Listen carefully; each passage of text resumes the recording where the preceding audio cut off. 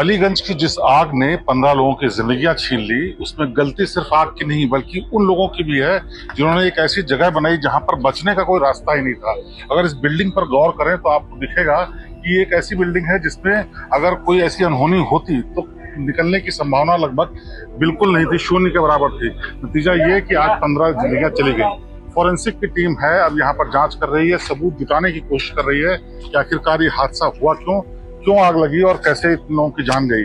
लेकिन जो सामने दिख रहा है वो उससे भी ज्यादा भयावह है। इस बिल्डिंग के ठीक बाहर जो पूरा कवरेज थी वो शीशे की थी और बाहर से अंदर जाने का एक ही रास्ता था, वो ये गेट, जिस गेट के पार हम लोग खड़े हैं। और अगर आप सामने देखेंगे तो एसी के जो तमाम फैंस और डक्ट्स हैं वो ठीक इसी एंट्री के बाहर हैं, जो इस बात की तस्दीक करते हैं कि कितनी लापरवाही से इसमें एसी के तमाम वेंट और फैंस लगाए गए थे।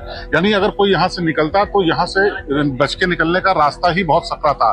नतीजा यही हुआ, जब आग लगी इसकी भयावता बढ़ी तो लोग भागने की कोशिश करने लगे। और सबसे गंभीर बात यह कि इसकी छत का दरवाजा भी बंद था, इसीलिए जब लाशों को या घायलों को ढूंढने की कोशिश हुई तो बगल की बिल्डिंग से दीवार को तोड़ना पड़ा ताकि देखा जा सके कि नुकसान कितना हुआ है।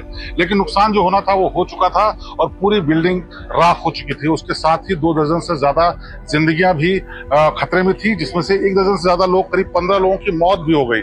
सब कम उम्र के बच्चे थे जो कि यहाँ कुछ सीखने आए थे, समझने आए थे और ट्रेनिंग ले रहे थे। उनको पता भी नहीं था कि जो लापरवाही प्रशासन से, नगर निगम से, यहाँ एलडीए से या फिर उन लोगों से हुई है जो पैसा कमाने के लिए इस तरह का संसाधन और बगैर संसाधन के और इंतजाम के चला रहे हैं, उनकी वजह से उनके जाने चली जाएंगी। अब वो जिंदगियां वापस नहीं लौट सकती।